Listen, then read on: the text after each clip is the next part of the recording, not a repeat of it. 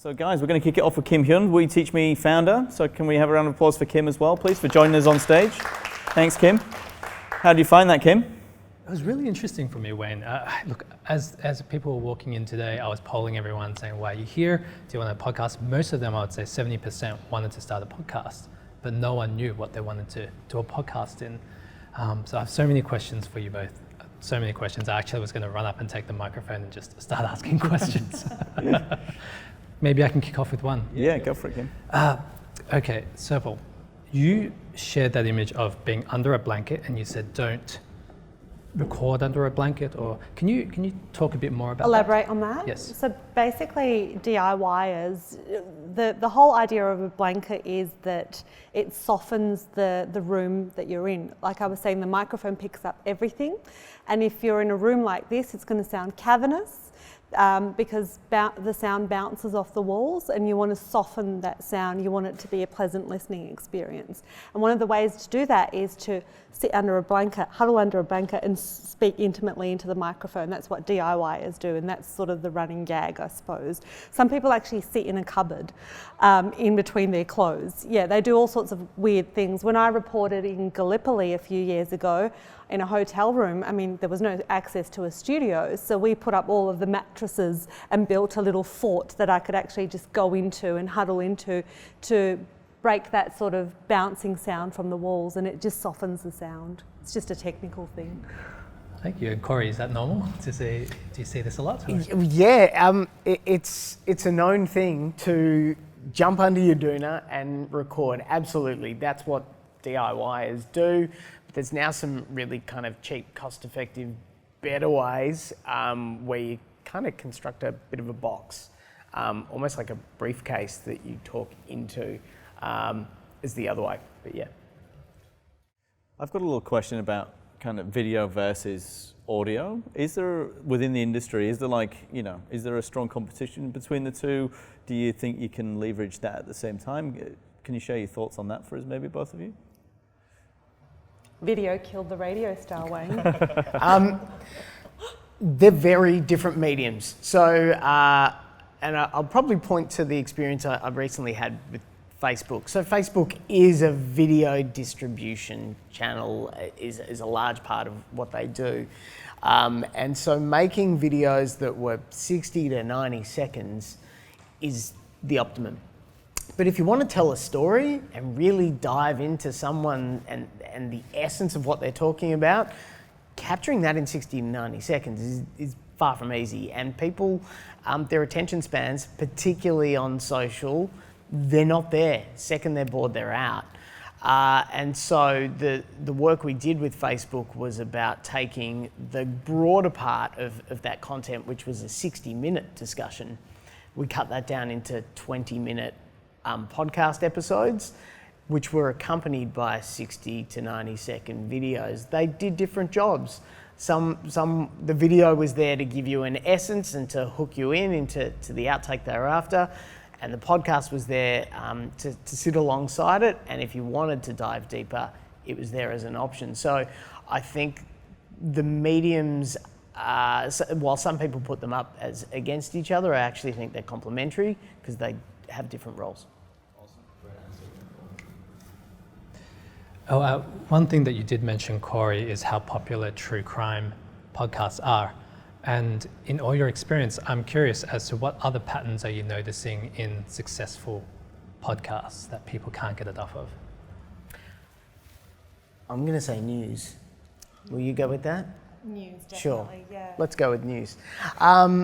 News is a genre where I think people are wanting to hear different voices present the news in various ways. Through our lives, we either get it via radio or TV, but they tend to come from corporations, and some people are after their news with a different slant, or from a slant that's not being represented, or one that is being represented, but they've got to time up to the ad break and they're not there to give the full picture.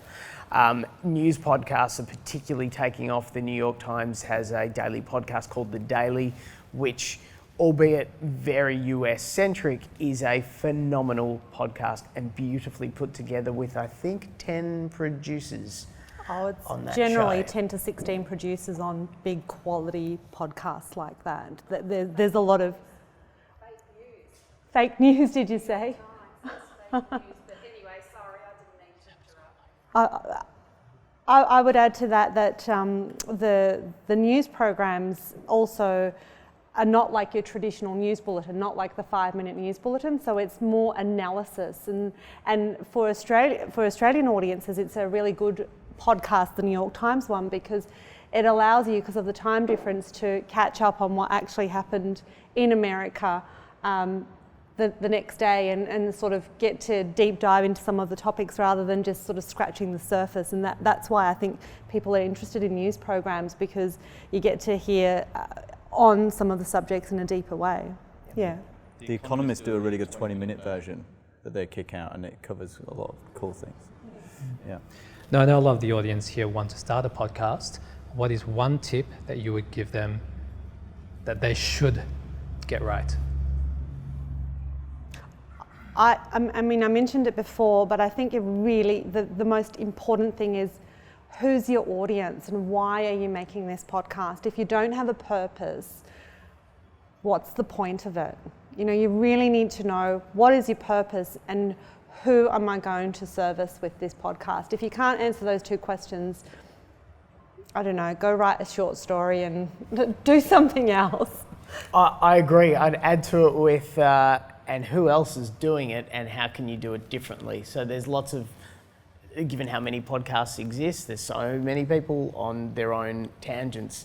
If you're really just mimicking someone, which most often is, I'm in this industry, I'm going to talk to X experts from this industry about their experience, chances are that's covered, so find your shtick.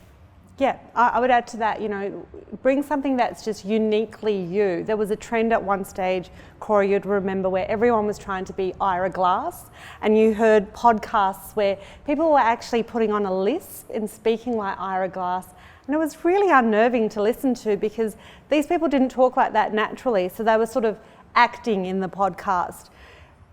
I mean, as I mentioned, podcasting is an intimate medium, so you know, you want to be authentic, you want to be genuine in how you're communicating with people so intimately. So why would you want to be Ira Glass? He's great. He's one of the greats in the podcasting world, but we don't all have to sound like Ira Glass.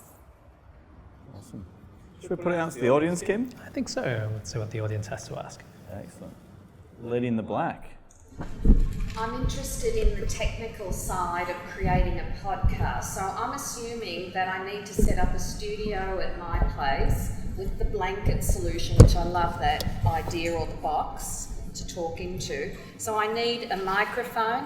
Do I need my own software, or does the platform have software that I can use to create the podcast and edit it? The best thing I would suggest from a software point of view, as far as being able to edit it, is to get a specific purpose-built editor. There are programs like Adobe Audition, Hindenburg, Reaper, Audacity. thank you. Any of them, there are some really good ones, and they'll enable you to be able to really quite precisely edit whatever it is you're looking to do. All right, so I would edit it and create the podcast and then pass it on to your platform for distribution and marketing and analytics and monetization, hopefully. Is that the idea? In theory, yes. In theory, yes, okay. And have you considered for your platform going with blockchain technology to protect the ownership of the podcast? I mean, in what way? Well, blockchain technology will protect the provenance and the ownership of the file. I'll ask the question a different way. What kind of security on the platform do you provide so that no one could steal the podcast file, for instance? You can steal podcast files. So podcast files are effectively an MP3 that is distributed to everyone's device. And in terms of being able to steal that, anyone can. I'm not sure why they would want to, or how they could recut it to make it their own. I guess you could if you really wanted to. I think the amount of people that would look to do that wouldn't justify the workload to go in and make it. So it sounds like you haven't seen that in the industry at all, really, as a big problem. Look, I think you turn to video, say technology, as a bigger brother. And do people rip videos? And yes, but when they're movies, people are paying for them. When they're TV shows, often there are subscriptions involved. Podcast is a free and available medium to everyone already. Well, I see on YouTube a lot of people's videos are basically stolen and people put their own names to them. So I see that. What we'll do is we'll just hold it there, but we'll move on, I think, Sure. for the next question, if that's all right. But if you want to take it up at the end, that's totally fine. Yes, lady in the grey. Thanks. Yeah, I just wanted to know about making podcasts. Do they have to go onto a platform, or like could you have a website? I would like to do a website and have my own podcast to sell, actually, individual ones. Both. So essentially, creating a podcast, to get it into Apple and Spotify and Google and everywhere else, you need what's called a host provider. It's no different to having a home and needing electricity. You need an electricity provider, or needing to get onto the internet, you need a provider. And that provider, regardless of who it is, will provide you with tools to embed your podcast on your website, wherever you choose to make it. Gentleman in the grey jumper. Something that you said that was quite interesting to me earlier, Serpil, was how the average listener listens to a podcast for 48 minutes, which I have kind of understanding no one reads that long anymore, was a video that long. Do you know if that time is coming out of when they otherwise be doing a secondary activity like listening to music or radio, or is that just like newfound consumption? Sorry, I just couldn't hear the tail end of that question. Yeah, that time that's being spent on podcasts, is there any data on whether that's coming out at a time that would be listening to other audio like music or radio, or is that just people are finding a new way to get media into people's lives? So listening to two different sources of audio, a podcast and music at the same time, you're saying? No. Like time that someone like me used to listen to music, or right. Is music consumption going down as that podcast consumption is going out, or is we just consuming more media than ever? I haven't seen that sort of data to compare it to sort of music consumption at all. Have you? There's a study by the Knight Foundation which talks to the fact that when you discover podcasts, your radio listening drops by more than half, which would suggest that that's where the audience is coming from. I also think, though, that there are other sources. So people are choosing just to get away from screens. Parents are telling their kids, get away from the screen. And I think it's the same. A lot of adults are just going and finding their entertainment through their ears versus their eyes. We'll ask Vincent, actually. We'll mix it up a little bit. But Vincent, if you've got a question. Thanks. Yeah. In your opinion, what's the ratio between the time spent and let's say to make 1 hour of proper content? To make 1 hour of proper content, that's kind of scalable. I would say it's kind of how long is a piece of string, because in that 1 hour, are you sitting down and just having a one-on-one chat with someone and just doing a straight up interview? Or are you going out and doing some field reports and building ambience into that and soundscaping the podcast? Are you creating a narrative, so you have to record voiceovers? So every time you add a new element into a podcast, the time balloons out, the editing balloons out, because you need to mix all those levels, you need to make sure it's all cohesive. Even if you do a straight up 1 hour interview, as I said, all of that hour isn't going to be gold.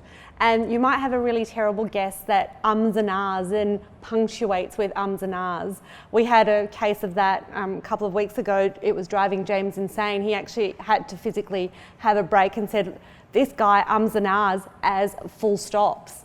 And it takes forever. It can take up to 5 hours to cut ums and ahs only out of like a half an hour interview. So it's quite scalable.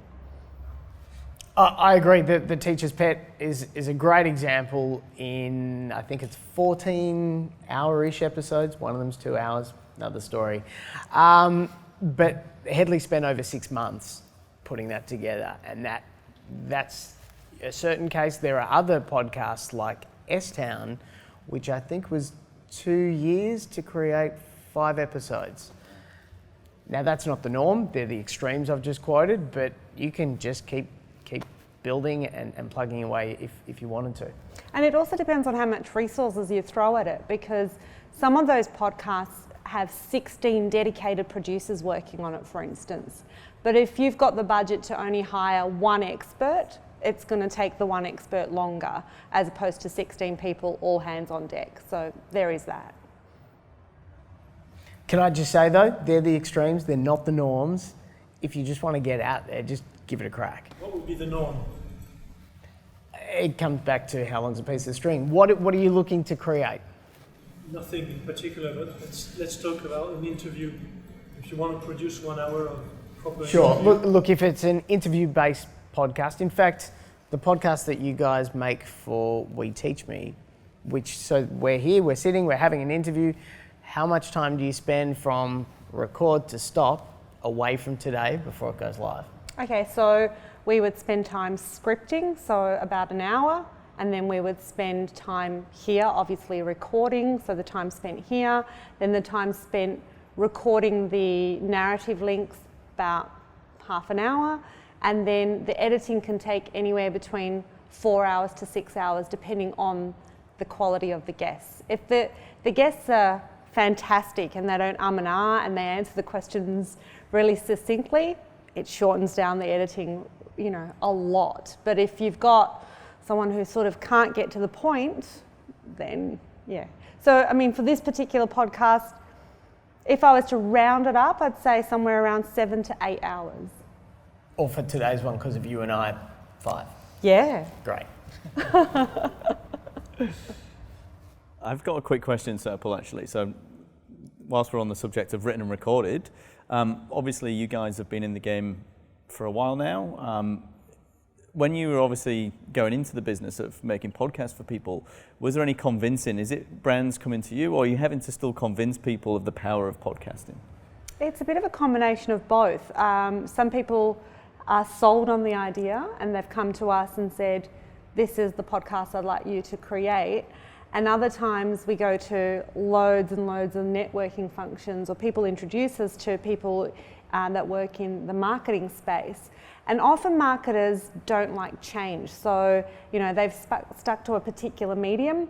They know how it works. They don't want to learn a new medium. And so they're a little bit afraid of it. So it is about convincing them of what's the uniqueness of podcasting, what's the benefits of podcasting, because it is a cost-effective solution to video, but is it going to be the best solution for what you're trying to market? So it is about the actual product or service that the marketers are dealing with as well.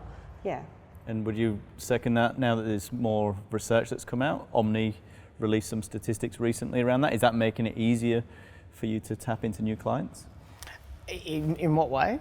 The statistics around podcasting, and obviously the recent stats that came out from Omni like last week or whatever it was. From the ABC last week? Yeah, look, any research that comes out that helps to show that people are listening, that this isn't a fad, and that people are engaged, be it to stories or to hosts for talking about brands or whatever it is, the more robust analytics and research that's in place, the more people that will come to the meeting. Absolutely. Cool. Let's put it back out there. So, lady in the white, please. I sort of have a budgeting question.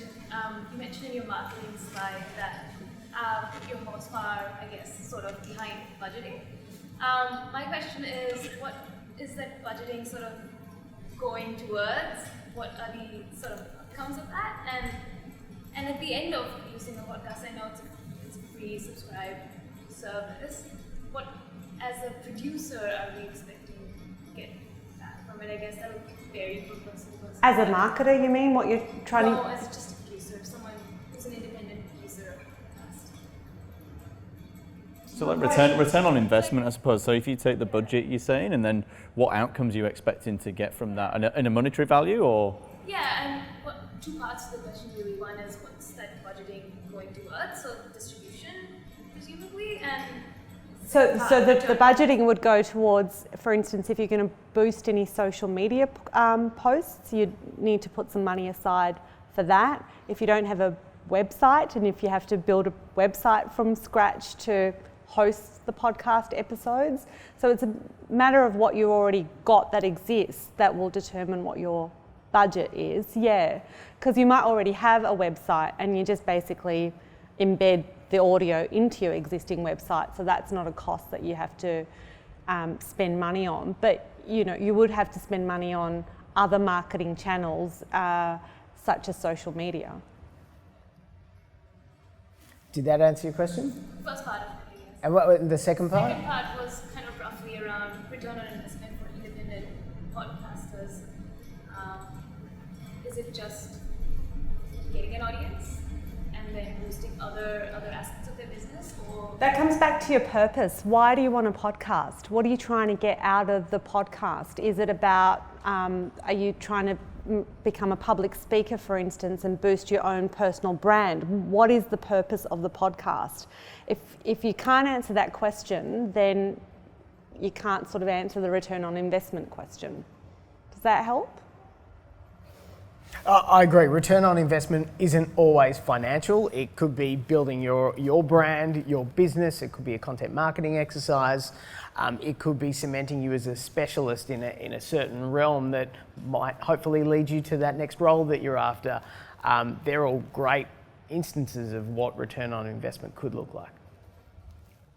Awesome. Lady in the black, start a question there. Yeah, hi. I listen to about, on average, 20 podcasts a day.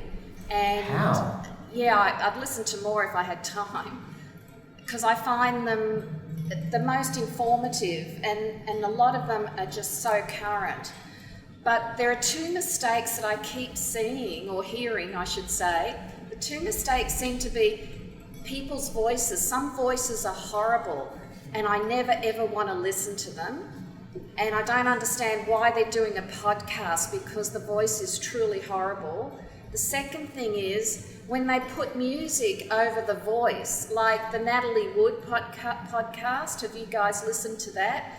That's a really good example of he's interviewing people and he's put music over the voices. So I don't think it's my age of hearing, but I don't understand why they produce podcasts and put voices on music on top of the voices, because it's all about hearing the voice. Well, I would say with the music, they perhaps didn't mix it properly. So there is nothing wrong with putting music underneath voices, particularly in podcast intros and outros. It's quite traditional to do that. But if you don't mix it properly, if you don't get the levels properly, then the voice and the music compete with one another. So you need to make sure that the levels are edited correctly, and that will solve that problem. So that's an easy one.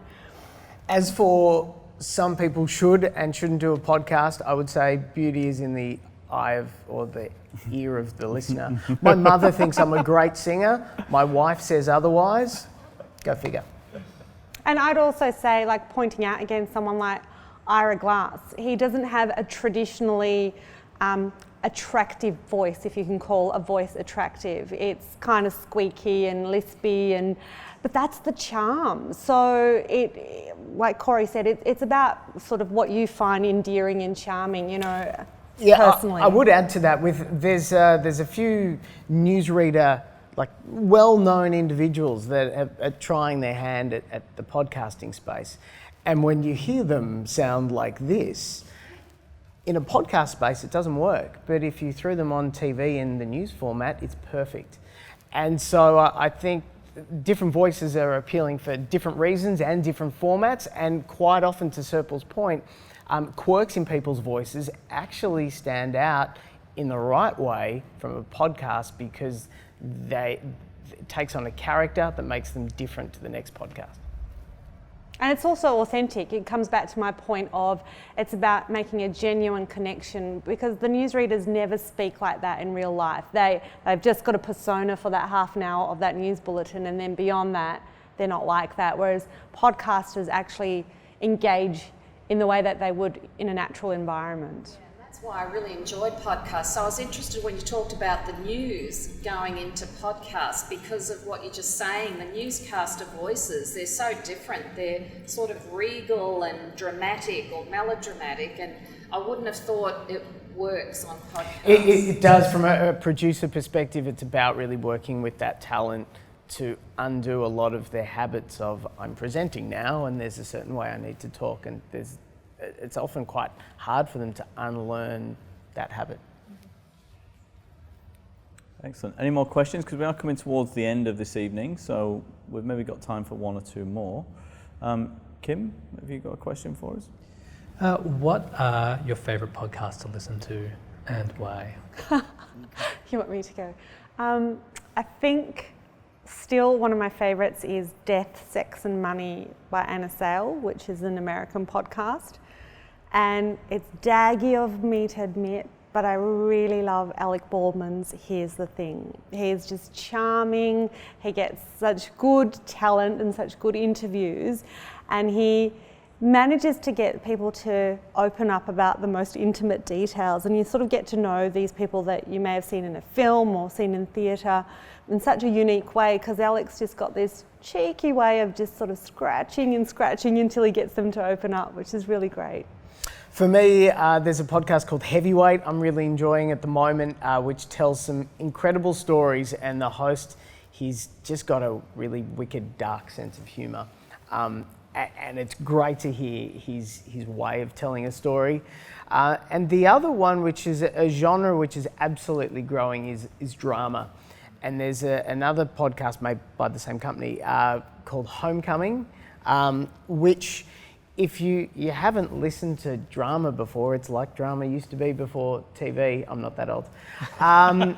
But having a cliffhanger in every episode and having actors is quite incredible. Homecoming is about to come out as a TV show starring Julia Roberts that's been remade from the podcast itself. So well worth having a listen to. Okay guys, so we're going to leave it there. So thank you for attending this evening. It means a lot to us. And thank you to our guests. So can we have a round of applause for Serpil Senelmis, written and recorded, Corey Layton of Whooshka. Thank you very much, guys.